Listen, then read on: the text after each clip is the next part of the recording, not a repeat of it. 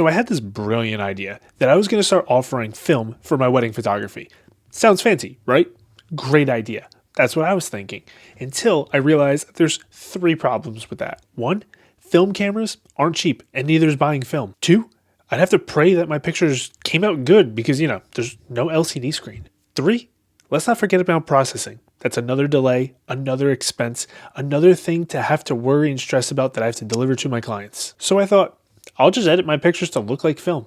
Sounds simple, right? Just slap on a preset and boom, Insta Porta 400 vibes. Except, no. Everything kind of looked fake, flat, boring, just not like film. But then I learned about Dehancer, a plugin for Lightroom that actually promises to make your digital pictures look like film. But does it really work? Or is it just an overhyped editing tool? Let's find out. What's up? My name's Jay LeBlanc, wedding photographer and photo video educator. Listen, I had to throw on the beanie today just to feel a little extra hipster considering we're talking about film. Maybe one day I'll be cool enough to be a hipster. Maybe Photoshop can help me in the meantime. Oh yeah, that looks just like me. Nailed it. Thanks, Photoshop. So Dehancer reached out to me and they're like, yo Jay, you want to review our product? And I responded, what's the catch? Is there some new feature that you want me to promote for you? And they responded, nah, my friend, you go ahead, do your thing. We're trying to improve. Give us an honest review. And I was like, say less. I don't know if you know this about me, but I teach photography at a college. And at the end of the program, there's a portfolio review. And it's my favorite part of the whole program because I get to critique and hold nothing back when I review these students' portfolios. And that is exactly what we're going to do today with Dehancer. We're going to take a look at it and I'm going to give you a brutally honest review and see if it's worth your time and money. Before we dive in, let's take a look at what Dehancer is. You might know them as a video plugin. They have that beautiful cinematic real film look for video, but now they took that same color science and brought it to Lightroom and Capture One for photographers. With Dehancer, it's more than just a plugin. It's a full-fledged film emulation tool with so many options. So essentially, if you're looking for that same aesthetic of shooting on film without actually having to shoot on film, this plugin is looking to do that for you. Now let's put it to the test and see how good of a job it does. So we're going to take a quick look through Dehancer. I'm going to show you some of the awesome features that it has packed inside of it. And then I'm going to give you my opinion on some of the things that I like about it and some of the things that I don't necessarily love. So if you want to check it out for yourself, Dehancer was nice enough to give my viewers a discount. If you're watching this video, you can save yourself a little bit of cash if you use that code down below. And then you can check out Dehancer for yourself. So the first thing we're going to do is just open up a picture in Dehancer and check it out what it's all about. So I have this picture here in Lightroom. I'm just going to right click on it, edit in Dehancer. Now it's just like installing any other plugin in Lightroom. So if you have any experience with that, it's the same process. But if you're not sure on how to do it, there's a great tutorial on how to install it from Dehancer's website. Take a look at it. Depending on whatever software you're using, they'll help walk you through it. So we're going to click on edit. Big key is make sure you're in sRGB. I found out the hard way. I didn't know what was going on. So when you first enter into Dehancer, you see over here on the left-hand side, all the different film presets that they have. And there are a lot of them. And I really appreciate some of these because it takes me back to the days when I actually did shoot film. And I favorited a couple of them that I really like playing around with. And I've even made my own presets out of a couple of them. And there's just so many different options. You can go ahead and take a look through that on your own if you're interested in using any of them. And we're just going to go ahead and start off with, let's go Kodak. Let's do the Porta 800. I really like that one. We're going to turn that on so we just have a little starting place of what it might look like with 0 adjustments. So once you pick your preset, you have the option to push and pull it. So just like if you were back in the darkroom, you have those options available here. But over on the right-hand side is where the magic really starts to happen. You can tweak so many different things. There's so many different options. I'm just going to quickly go through it because if I were to go through each thing individually, this video would be 2 hours long and you don't want to see that. If you do, drop a comment down below and tell me that you want me to make a 2-hour video explaining everything inside of Dehancer. And if I get enough people that like it, I'll do it. So over here on the right-hand side, you have the source, which you can adjust your exposure compensation, your temperature, your tint, basic adjustments. Then you have your film developer, where you can adjust your contrast and your gamma, your color separation, color boost. Next is film compression. So you can adjust different things here, your impact, white point, tonal range, color density. Next you have expand, where we can change our white and black points. Next is a cool option where it's print, so you could kind of emulate what it's going to look like on different papers. And if we keep scrolling down, we have color head, where we have a ton of different options here where we can mess around with the color. This one I really like, the film grain, because you have so many different options of different types of grain. And I gotta say, this has got to be one of the most aesthetically pleasing artificial digital film grain that I have ever seen on an app. I mean, if I set it to 8mm at ISO 500, you can really see it, and I'll zoom in 1:1 there. Like, that looks like film grain. It doesn't look like just crappy digital noise. So I appreciate that they actually did a pretty good job with that. Then they have halation.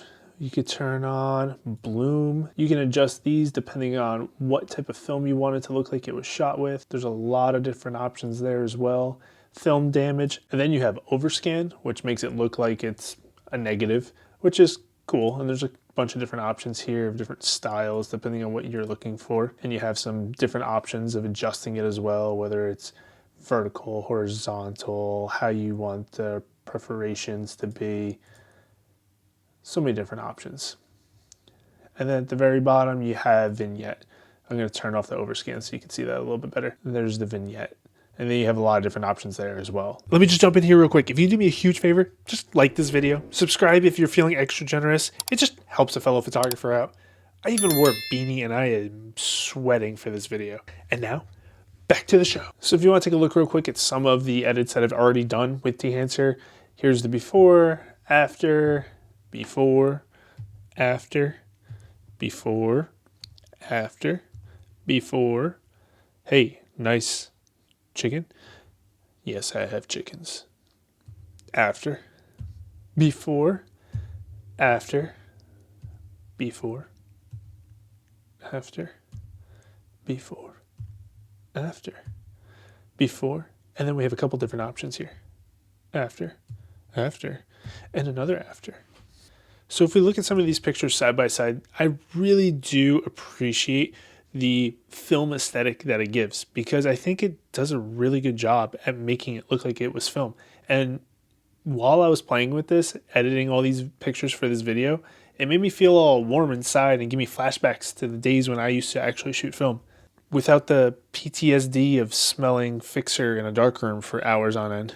And then once you find your look and your style that you really like, you can save it out as a preset. So every time that you want to edit a picture with a similar style, you can just go ahead and click on one of your presets that you already made. And I've already done that for myself. So I'm going to click on this one.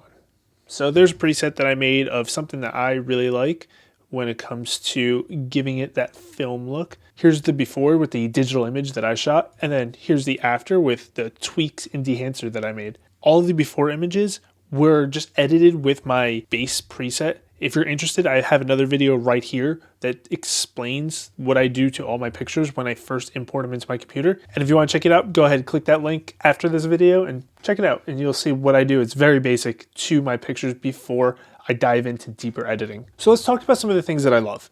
First and foremost, if you're looking at these images right now, you can see that Dehancer is a great emulation tool. It does a very good job at giving you that true film look. It's not just another preset that somebody's trying to sell you for Lightroom. This is a dedicated plugin that is focused on making your pictures look like they were shot on different films. Unlike some of those presets that you might just buy for Lightroom, Dehancer has so many options that allows you to really push and pull those effects that you would get from shooting on film to really tweak it to your liking. And with so many options and so many different types of film, I think they do a great job there at making it look like film. Another thing that I really like about Dehancer is I've tried a bunch of different grain tools before that just look like noise on top of the picture, but Dehancer actually mimics real grain structure. It reacts differently in shadows and highlights, which makes it feel like actual film scan instead of a digital filter. Now, I've tried a bunch of different film grain tools before, and most of them just throw noise on top of the picture, and it looks super digital and fake. But in Dehancer, they make it look real. Another thing that I really appreciate about Dehancer is the halation and bloom are absolute game changers. Like, they do such a good job, and I think it makes it look so nice. I don't think it looks overdone.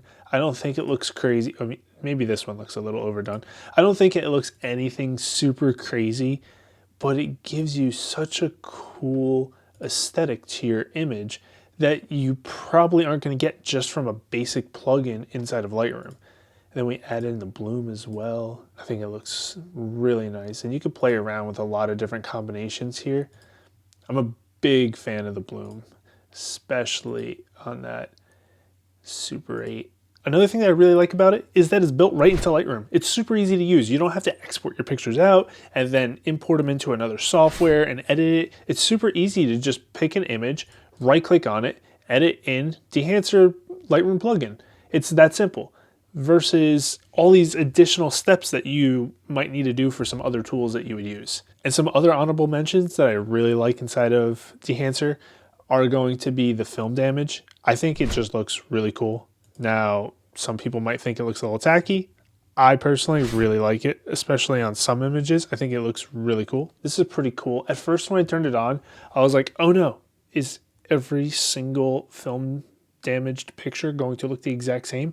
But then I realized there's this refresh button and it just kind of randomizes the damage to the picture, which is really cool because then you don't have to worry about two pictures being identical. And you can even adjust different types of damage you would like done to your picture. I like this one, the 35mm full frame, because it gives a little bit of damage, but not too much. And another thing I find really cool is the overscan. Maybe not for images that I'm going to necessarily deliver to a client, but I could totally see this being posted on Instagram, and I think people are going to go crazy for it. I think it looks really cool, especially with some of these different features of various negatives that we can show. I think it looks really cool and will look really good on some either Instagram posts or stories. And one last thing that I really do appreciate Dehancer does is the fact that you do not have to be committed to a subscription service. You can just buy it outright, which I love because I hate paying monthly for things. So thanks, Dehancer. So those are some of my favorite things about Dehancer. But now let's talk about some of the things I don't love. And the first one's going to be, it takes time. It's a learning curve. It's a process. I don't think you could just jump into the software, click 1-2 buttons, and you're done. There's a lot that goes into it, and especially with so many options to it, you're going to have to take time to sit there, play with every single slider, figure out what they do, or you could do what I did and go on Dehancer's website and read what every single slider does. That way you know what's going on with the image when you adjust it. Once you play with it for a while, you'll probably figure out exactly what you like, develop some presets, and it won't take as long. But to start off, it's going to be a little bit of like a setup phase where you're going to have to figure out what you like, what aesthetics you like, and what you want to use. But then once you save them out as presets, it's not a big deal. But just keep in mind that at first you're going to be spending a little bit more time in it. I don't know if I can see myself necessarily doing this for a whole wedding because it's one image at a time. Now, yeah, if I had a preset that I just quickly can go through, sure, it's not a big deal. If I'm just doing one picture or 5 pictures for social media, no problem. But for doing 1,000 pictures for a whole wedding, I don't think I'm going to be able to sit there and do that. That's just me. If you're not a wedding photographer, this isn't a problem. But for somebody who is trying to do a big batch of pictures, I don't know. It's going to take you a while. Another con is it's not exactly the cheapest option of software out there or plugins for Lightroom. So if you're on a budget, I don't know, maybe it's not for you, or maybe you just want to use that code down below and save yourself a little bit of money and get it anyway. Probably my biggest con with Dehancer is the lack of history. So if I go and make some adjustments to a picture and then I save it and it goes back into Lightroom, but then I decide, I want to change something a little bit. Maybe I don't love that grain. Maybe it's just too much bloom for me. And then I want to bring it back into Dehancer and adjust it. You can't. It's kind of baked into that TIFF file once you save it out of Dehancer. So you'll have to either start over or maybe use the preset and you just got to adjust a little bit. But you don't have that history like you have in Lightroom. And for me, I change my mind a lot. So that one's rough on me. Like I mentioned earlier in the video, Dehancer is available on iOS. I'm going to take a look at it on an iPad. Personally, I don't love editing on a cell phone unless I have to, but I think the screen's just a little bit too small. But we're going to take a look at what this looks like on the iPad.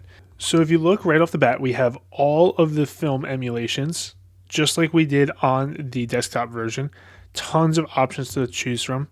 And then just like in the desktop version, we also have the developer, compression, expand, print,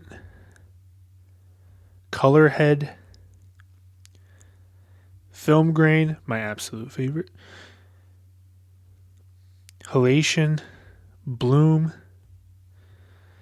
vignette, film damage, and overscan. I mean, it's just like you're using the desktop version, but on the go. So if you're the type of person that likes to edit on their iPad, or maybe you're doing stuff for social media and you just want to take cell phone pictures and make them look much better with that really cool film look, well, then this is a fantastic option. Why would you not use this? You have all the same options for your presets. I think this is awesome. I could definitely see myself using this for editing some social media posts. Maybe not necessarily my wedding stuff, because my wedding stuff I do a little bit more true to life. But if there's somebody who was asking for something with a little bit more of a film look, or definitely on my personal stuff, I think this is a awesome option. If you are going to use Dehancer on your phone or your iPad on iOS, I do recommend that you shoot in RAW. You're going to have more flexibility with the image there, opposed to the JPEGs, which the cameras naturally shoot in. So make sure you do change that setting before you take the picture. Or if you're transferring the picture over from a camera, make sure you're transferring over the RAW image, just so you have a little bit more flexibility there, so we can push and pull that picture just a little bit extra and make it look that much better. And I know we've been talking about photos the whole time, but there is also the option of editing videos on the mobile version as well. So definitely check that out if you are interested in getting that. So here's a video that I took of my dog playing out in the snow. And let's see what it looks like with some different film grains on it. I think this looks so cool because now it looks super cinematic. We can play it. It looks like an old-timey video, but just in really good quality, shot on a modern camera. I love this. I love that I can apply these film looks to my videos as well. Super simple, right on my iPad or phone. And I think I really like this mobile version just because in terms of apps for editing on a phone or an iPad, there's not a lot of great options. Like Lightroom presets is one thing, but when we're talking about just crappy iPhone apps that try and make cell phone pictures look like they're shot on film, yeah, most of them are terrible. So is Dehancer worth it?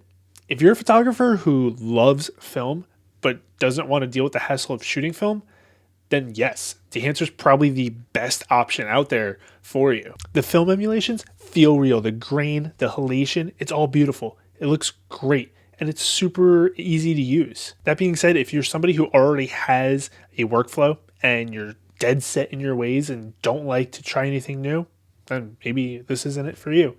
But if you're somebody who's looking for that film look and you want a really good, easy starting point with a lot of control after that, maybe it's worth checking out. Don't forget, I'm dropping a link down below where if you want to check out Dehancer for yourself, you can save a little bit of money.